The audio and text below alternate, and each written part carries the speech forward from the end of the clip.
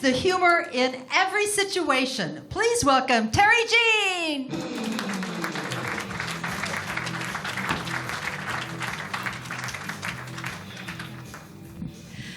Good evening, Stir Crazy. How's everybody doing this evening?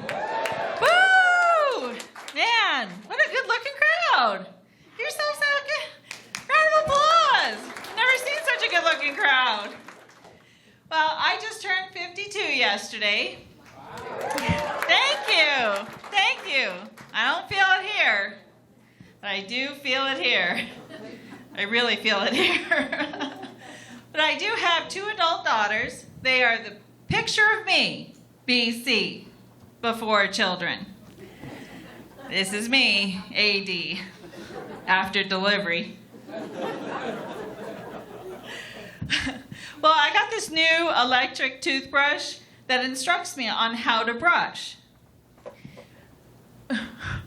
Apparently, I've been brushing my teeth wrong all these years. So after I'm done brushing, I can go to the Stormy Daniels app to see how well I did. Here's a few tips to brush up on. Lessen the grip, put more than just the tip in, and don't spit out the toothpaste.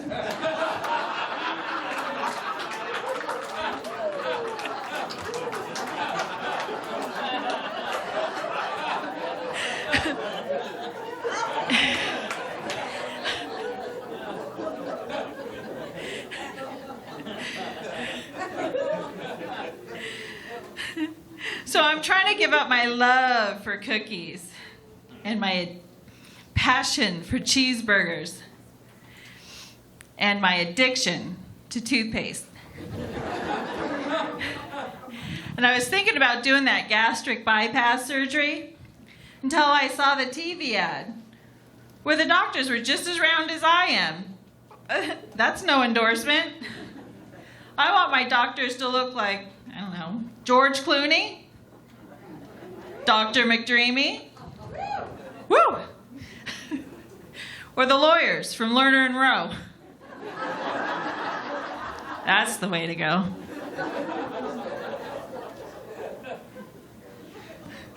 So I have older parents. They're a lot older. They're my grandparents. So I have a deep attachment to the music from the 40s. Big band, swing, and jazz. High school prom, I suggested a 24-piece orchestra. Nobody wanted that. Guess I was the only one in the mood for Glenn Miller. That's my jam.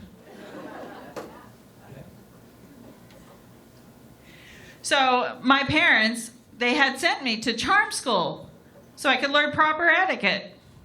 So I learned what fork to use for the shrimp and the salad, and what knife to use to cut a bitch. Did I fail to mention it was Rosita's Self-Defense and Charm School of South Phoenix? I also learned how to make a mean tamale.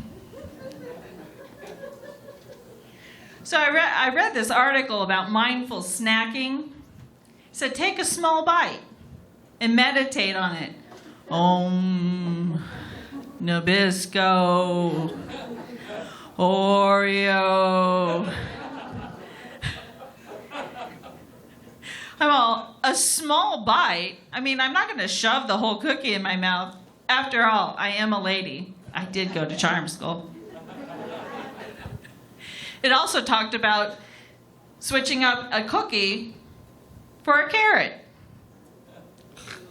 Right? Thank you. You know where you can stick your carrot?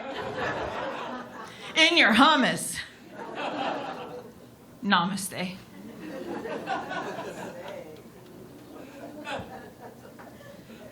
So my dad had given me the talk. He sat me down and he said, "Dear daughter," and handed me a note that said, "Don't get pregnant." That was it. So my mom had to give me her version. Now, she didn't have any cute names for my lady parts like my friends' moms did.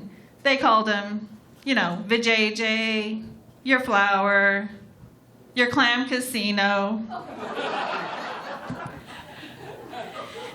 She called it your front. Don't let a boy touch your front. So after I got home from a date, she said, please tell me he didn't touch your front. I said, nope, not at all. But he did dick around my caboose. Choo-choo!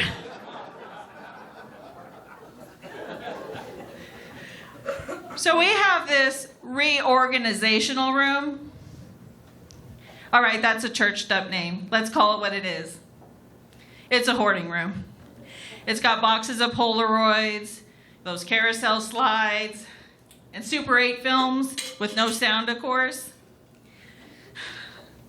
And VHS workout tapes, which are doing me a world of good. And Levi's, that the laundry shrunk. So my husband was on a business trip, and I was working on the hoarding room, and a box of memories fell, hit another box, and they just kind of avalanched, blocked the door. I was trapped for 3 days. It's a good thing I had those extra cookies I was meditating on.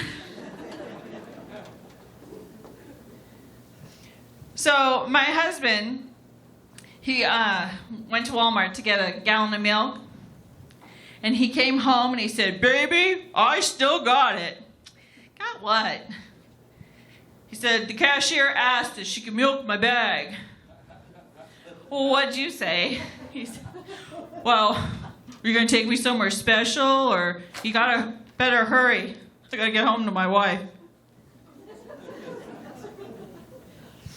So the other day, the cops knocked on my door, and I answered it, and it was 3:30 in the morning, so I answered it like this. And the cop said, remove your hand. Okay. And so he said, have you seen anything suspicious? And I said, well, and as I'm talking to him, he keeps backing up, and I keep walking towards him to tell him what I saw suspicious. He finally grabbed my hand, put it back over my mouth, and said, I'm sorry, ma'am. You're going to have to repeat everything you just said. I couldn't hear you over your breath.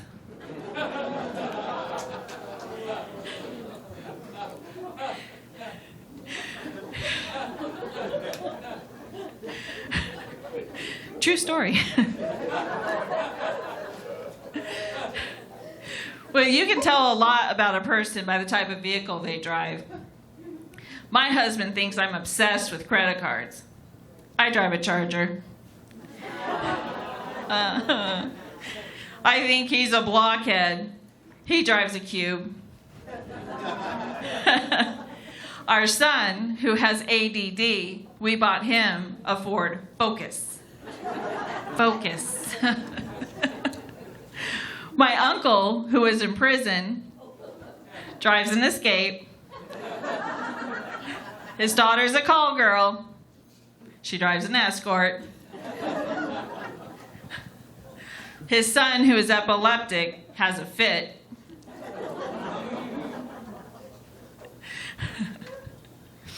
My ex-boyfriend, he was a pig farmer. He rode a hog. But he's a butcher now, so it's a chopper. My next door neighbor is a bodybuilder. I think he could help me out. But he drives a Flex. And his brother is gay.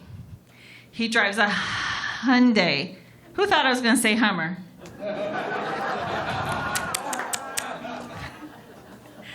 I told my husband this joke, and he said, if your premise was true, then my ex-wife would be driving a Kia Solis ice-cold devil bitch from the lowest pit in hell.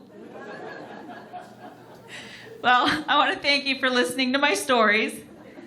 But for now, I must bid you adieu. I want to thank you for being part of my dream. Please remember me. I'm Terry Jean.